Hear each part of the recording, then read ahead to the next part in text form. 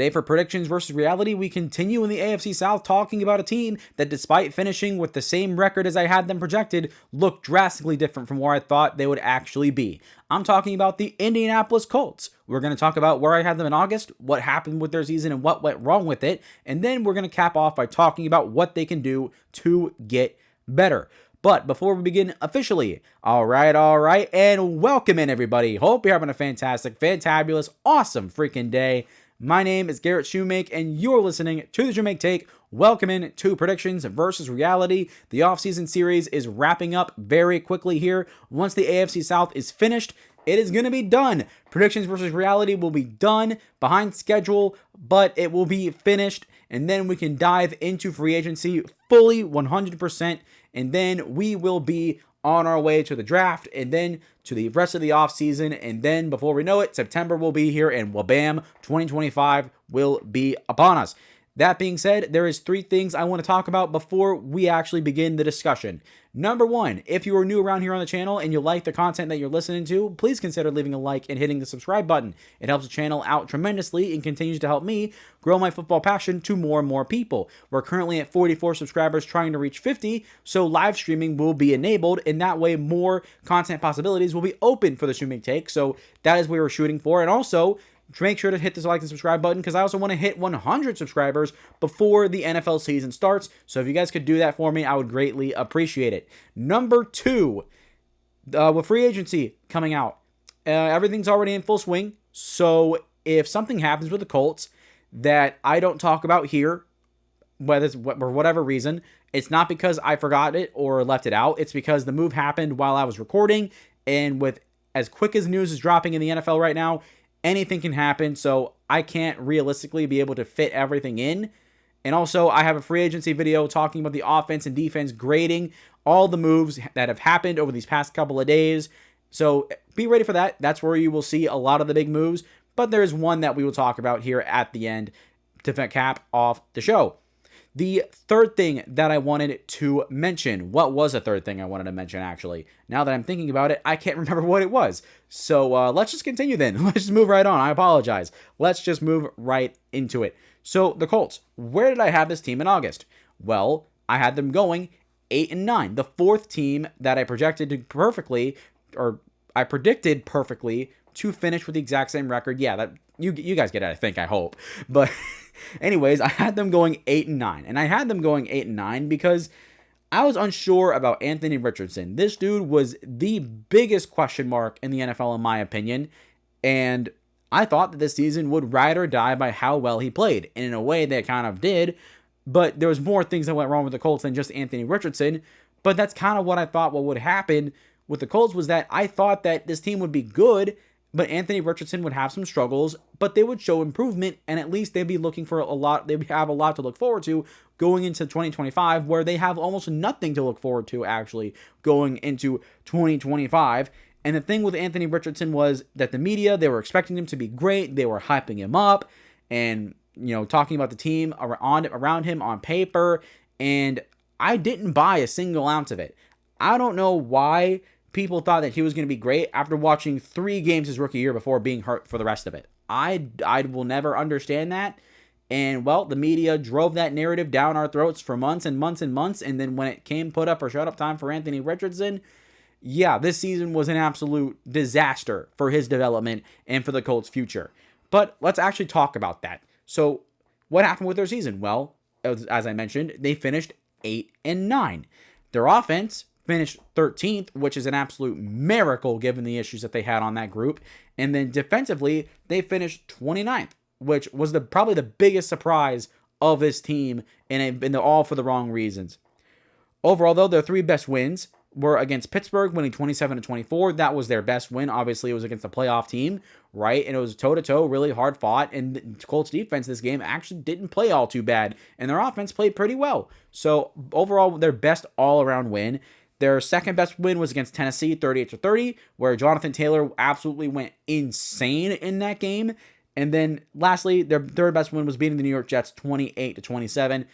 Not a great win, honestly, but that was the best win out of the remaining ones that they had. So the Colts season started iffy, to say the least. Anthony Richardson looked pretty bad, if I'm being honest. He did not look very good at all. The Colts were struggling, and somehow they were still managing to win games. They were at 500, right? They were 3-3 at one point, so the team was still competitive. But over time, Anthony Richardson, he does a thing, gets benched. We'll talk about that thing later on. Joe Flacco comes in, offense looks better, and then Joe Flacco goes out. Anthony Richardson comes back in, and then for like a couple weeks, he looks pretty good, and it looks like that he might be turning a corner, and then he goes right back to being bad again. And then they allowed 45 points to the Giants at the end of the year in what was a really bad loss.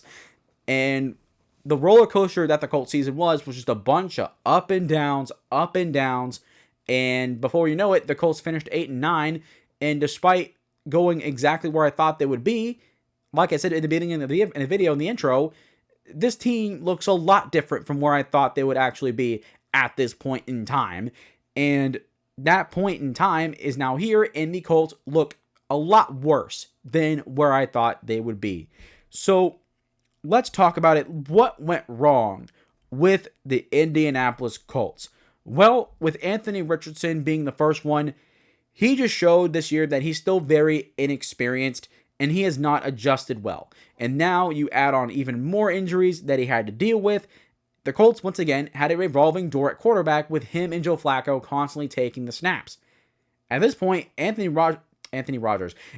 Richardson looks like a bust, quite frankly. And looking in retrospect, the Colts should have never, ever started him as a rookie. Why? In retrospect, looking back, at the time I thought, okay, I mean, the best experience he can get for a guy that's so inexperienced is to play football. He needs to play football. But also, I've talked about numerous times how the jump from college to the pros now is too big of a jump for a rookie quarterback to be expected to make. It's too big of a jump for a rookie quarterback to be expected to do well immediately. And guys like C.J. Stroud, Jaden Daniels are the exception, not the rule. But the NFL sees that and expects that out of their players. And so what happens is now you see so many more young quarterbacks failing in the NFL now because the pro game and college game have gotten so much far apart now that it's almost necessary for quarterbacks to sit. And that being said, going back to Anthony Richardson, he should have sat. He straight up should have sat to learn and adjust to the NFL, and then you start him here in year 2 where he has the experience in the league and has adjusted and is more familiar. That way, when he actually steps on the field, he's a little bit more prepared to play. Now, you're in a situation where the inexperience is showing. He's hurt still, right? He still had a lot of injuries in 2024, and out of a small handful of games, he has only 1 or 2 games to show that he actually looked like a good quarterback. The rest of them, he looked awful. So now you're stuck with them. You brought in competition. You brought in Daniel Jones to bring in competition. And quite frankly, the development of Anthony Richardson has been a complete failure at this point.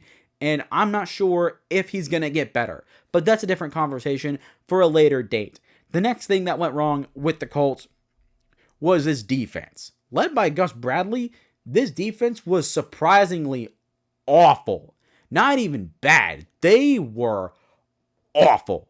They were really bad. 26th against the pass, 24th against the run, 24th in scoring defense, 23rd in the red zone, and 30th on third down. This defense simply was just, oh my God, I can't say it enough that they were awful. Players like Zaire Franklin, who ended up being a second-team All-Pro, by the way, congratulations to him. Kenny Moore was solid as always, the corner. Kwity Paye showed a lot of good signs and is showing improvement, which is nice. He was a former first-round pick. But players like DeForest Buckner, for example, was okay. First-round pick Latu didn't give him a lot. I don't think he played very much, if I'm being honest. Colts fans, let me know in the comments. Did Latu play that much? I don't remember him playing all that. Playing a whole bunch. And considering this, he was the first defensive player off the board, right, for in that NFL draft, in the draft last year. I'm kind of surprised he didn't play all that much. But I'm not really so sure on that. So, again, Colts fans, let me know in the comments. That being said, everything else outside of those few players was just all bad. There's no one particular point that I can point to that says, oh, yeah, this is where they were really bad. No, all of it was bad. Against the run, they weren't that good. Against the pass, they weren't that good, right? Pass coverage rates and run stuffing rates, pass rush rates, all the advanced metrics were simply not good at all for the Colts, which led to Gus Bradley being fired instantly after their year ended. It almost happened like the second after that final whistle and against Jacksonville, it was done, penciled in. He was out. And they now have brought in Lou Anarumo, who we'll talk more about in a minute. But this defense, simply put, was just a god-awful unit this year and really held this team back in a way that I did not expect him to be bad at all, because his defense on paper was pretty decent in my opinion. And looking at how decently they played in 2023, I thought, hey, at least they should be a similar unit in 2024, if not slightly improved. And, well, they took a massive step backwards, which contributed to their 8-9 record and looking worse despite finishing with the same record. Anyways, the next thing was that, let me go down here. Oh, going and continuing with the offense, going back here, Jonathan Taylor had to carry this team again. The passing game, of course, was not good enough with a revolving door at quarterback. Adonai Mitchell, the second-round pick out of Texas, didn't do all that much. And Michael Pittman, he was hurt at certain points, didn't play his best football. Alec Pierce emerged and looked pretty good, but didn't catch a lot of passes, right? He was almost strictly a deep ball guy. And then Josh Downs also looked okay, but also dealt with injuries as well. And that's not to say that this passing game was bad and these receivers are bad. I think they're actually pretty good, and it's a pretty solid core of receivers, but the revolving door at quarterback with Joe Flacco and Anthony Richardson didn't help them. And when Joe Flacco was on the field, it's fair to mention that they did look good. This offense looked pretty darn good, actually, when they had confident quarterback play. And there's a reason why earlier in the year when Anthony Richardson got benched, when Joe Flacco was in there doing good things, why I said he made the Colts a playoff team. But at the same time, they went 1-4 as a starter with him, and then won more games than Anthony Richardson. He won 5 games they've won 7 games compared to 1 with Anthony Richardson, which shows that this team was an uncomplimentary unit because they only knew one way how to win, which was Anthony Richardson leading the charge and playing awful. And when the offense was good under Joe Flacco, the defense could not step up, which probably my opinion, was also a reason that led to Gus Bradley, the former defensive coordinator, being fired. But all of that being said, all of that issues with the Colts does not compare to the issues with their culture that apparently came out in the final weeks of the regular season. Players were showing up late to team meetings. Zaire Franklin and his teammate EJ Speed were talking trash to other players and teams on their podcast like they weren't one of the worst units in the NFL. And then you got Anthony Richardson in the middle of the year taking himself out of the game in the red zone and a potential scoring opportunity on 3rd down because he just didn't feel like playing, and then he got benched, right? And then he also dealt with soreness in the last few games of the year that was, poorly not bad enough for him to sit out, but he wasn't practicing. And then you get Pat McAfee having to call out the team and call out all these issues, and then players started chirping back at him. Pat McAfee's a legend in Indianapolis. He's a legend. And the way to see how he was being treated and the way he was talking about the Colts, there is a massive culture issue with Indianapolis, I feel like. And of course, I'm on the outside looking in. I'm not a Colts fan, so I can't say with 100% certainty about the problems that are in Indianapolis, but there's so much smoke around that there can't be fire. There cannot be fire, in my opinion, with the issues with this culture. And quite frankly, I think that could hold this team back more than anything else that they do this offseason. Because if you do not have a culture, in your locker room, a good culture, you're not going to win football games. I know I say if XXX, you're not going to win football games a lot, but it's true. And culture it applies. It applies here as well. And so, excuse me, my throat is dry. My apologies. Anyways, when you have a culture as questionable like this, it's hard to win football games because you got players that might be looking out for themselves, that are in it for the team, right? Showing up late for team meetings. And when you're in middle school, when you're in high school, when you're in college, you show up late to a team meeting, you might be booted off the team. Legitimately. That's a thing. That's a real thing in football. And I was a part of that too. When I played football in high school, if you were late to a team meeting, you were off the team. You couldn't be late once. And if you were going to miss a team meeting, it had to be like a very, very good reason to miss it. So, yeah, there's a reason why, culture is such a big thing, because it's the foundation. It's your foundation of your football team. And when that is coming into question, as much as they did with the Colts, that makes me really question personally how the Colts can truly get better with that being the biggest issue. So that was all the things that got wrong or went wrong with the Colts season. But we got to talk about how this team can get better, because I believe they can. If they can stabilize that culture and add on to where they had a lot of issues, there is a chance that this team can continue to be good again. The thing is, the Colts always find a way to be competitive. They always find a way to finish with 7, 8, 9 wins and always be in that mix, per se. They're always going to be in there. That's just what the Colts do. So this is how they can not only at least stay at that point, but improve, or at least get more wins, which would be better. Here's how they're going to do it. We're going to start with the big three here. Number one is interior offensive line. This one, not really because it's a major need per se, but you lost Will Fries, and you need a spot there. And also, a lot of your depth was gone, so you need players at that position. The same thing still applies for the next big need, which is safety. They lost Julian Blackmon in free agency. I can't remember where he went to, but they lost a lot of players there, so they need to bring in players to fill it in. And same thing, there's not a lot of people on the roster that are safety. Same thing for interior offensive line. And the last one is tight end for the exact same reason. Their two starting tight ends are leaving in free agency. Who knows if they're going to come back? And so now you need a new guy to fill in that spot. And I know they signed a tight end there. I think they signed Tanner Hudson, I think is what his name is. I can't remember. But they did bring in a tight end, so they have two guys on the roster now, but you need a third to flesh it out and really, have a solid room there. Two other needs, edge rusher.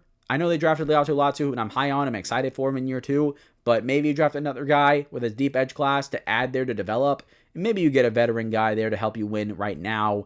And then quarterback is a potential need, because this team brought in Daniel Jones to be competition for Anthony Richardson, which this is going to be the most underwhelming quarterback battle I think I have ever seen in the history of the NFL. I mean, come on. Are the Colts actually going to be talking about throughout their offseason the competition between Anthony Richardson and Daniel Jones? Who's going to be their starting quarterback? Seriously? If they're that low on Anthony Richardson that Daniel Jones should be able to compete with him for a starting spot, why is Anthony Richardson still on the team at this point? If Daniel Jones can come in and actually challenge Anthony Richardson to be the starting quarterback of the Indianapolis Colts, what are the Colts doing with Anthony Richardson? At that point, get rid of him. Get rid of him. If he's not good enough to outright beat him in a job, what are the Colts doing? At that point, in my opinion, you just need to start Anthony Richardson again this year. You have to. You got to see what you have in him. Even though it's been 2 years of awful play and injuries, you have to try and get something out of him at this point. You're going into year 3. He's a top 5 draft pick. You got to get something out of him. You can't get nothing. You simply cannot get nothing. So you're going to have to try everything to get the most out of him, and bringing in competition certainly helps, right? But also, Daniel Jones should never, ever be in a conversation with a top 5 draft pick at quarterback to be the starting to compete with that guy to be the starter. That should never happen in the NFL. But here we are with the Colts. Moving on to wrap everything up, going back to the defense, hiring Lou Anarumo to be the defensive coordinator to me is massively disappointing. Considering how bad that the Bengals defense was, it leaves a bad taste in my mouth. And to be fair, I did hear people say that his scheme could be a better fit, and also the Colts defense on paper has more pieces than the Bengals do, which the Bengals need a massive overhaul. But I can't say for certain that this is going to be a good move. Time will tell, and a new scheme could be fresh for this defense, but given how bad the Bengals defense was, I'm not very confident that we're going to see a significant improvement in this defense. Also, going back to the offensive side, I don't know where you go. Like I mentioned with Anthony Richardson here, for a moment with the competition, I don't know where you go from here, because you have all that issues with the quarterback. You have the issues on defense that need to be fixed, and you have a culture now that is out of whack. You know, the Colts, for years, they went with Phillip Rivers, Carson Wentz, Matt Ryan, with these veteran options over and over and over again, and this team was constantly in purgatory where they were never good enough to be a bona fide playoff team and never bad enough to get that franchise-altering player that they needed. And they finally had the opportunity to reset. They drafted Anthony Richardson, that young franchise-altering player that they've so desperately needed for years, and then somehow they've worked their way back into purgatory again, where they have questions at quarterback, and their roster is not bad enough to finish in the top of the draft, but they're also not good enough to make the playoffs. They're in the exact same spot again! It's the same Colts! It's the same team! What is happening in Indianapolis? I just don't know what to think about here, because how did they manage to get back to the same spot that they were in before for years and tried to get out of? Man, I don't know. I'm ranting at this point, genuinely, because even though the Colts have an avenue to get better, realistically speaking, in my opinion, speaking a little bit biased here, I don't know how the Colts can get better. I genuinely don't know if they even will, because while my brain tells me, okay, yeah, they're going to find a way to be 7-8 win team again, is that really where the Colts need to be? Or they really need to be either good this year, bona fide good Anthony Richardson, and this defense needs to get better, truly, objectively improve, or this team is oh my goodness, the team just needs to be god-awful and just hit the reset button again and just go on from there. So, I don't know what the Colts do. They need to figure out what they're going to do. The general manager, I can't remember his name, Jim Irsay is the owner. Chris Ballard is the GM. He's been very questionable for a while now. He's very mixed reviews from NFL fans. People hate Jim Irsay, the owner, right? So, I mean, there's a lot of issues with the Colts that need to be fixed. Straight up. And again, I will say there is an avenue where things can get better and can improve. I just don't know if that's going to happen. With the issues with their culture and the glaring issues that they have at quarterback and on their defense, where their defensive coordinator hire is not that impressive to me anyways, I have a hard time believing that the Colts are going to improve. I'm not going to be closed-minded and say it's not going to happen, but oh my God, I mean, I just don't know what to do. I don't know what to think about where the Colts are going to go from here, and I guess time will tell. But for now, they're once again stuck. And this year, they're going to have to figure out how to get unstuck, for better or for worse. But that being said, that is going to do it for me today on this video. A little bit of a ranty one, a little bit of an up and down roller coaster, if I'm being honest with you. But we did make it through it. We finished good. So that is going to do it for me today. If you guys enjoyed, please make sure to hit the like button and subscribe button if you're new around here on the channel and you like the content. It'll help the channel out tremendously. And as I help me continue to spread my football passion to more and more people on the internet. My brain's running a million miles a minute here. And also, make sure, Colts fans, let me know your thoughts in the comments down below. What do you think went wrong with the Colts season? Who do you think you want them to draft in the first round? Where do you want them to go in free agency? And also, what are your thoughts on Anthony Richardson having to compete with Daniel freaking Jones to be the starting quarterback? I want to hear what you guys have to say about that. Lastly, make sure you guys share the video, whether it's by word of mouth or social media, getting everybody locked in and locked on to the Shumake podcast. Come out with great content for you guys every single week. Got free agency videos coming out immediately after Predictions versus Reality is done. You're gonna see my analysis and grades for the offensive moves that were made in free agency on Thursday, and then you're gonna see on Friday the defensive moves. And at that point, the first week of free agency will be done. All the big moves will be set in stone. And so now going into the week after that, we'll figure out where to go from there. But for now, that is going to do it for me today, guys. Hope you guys have enjoyed, and I will see you all next time.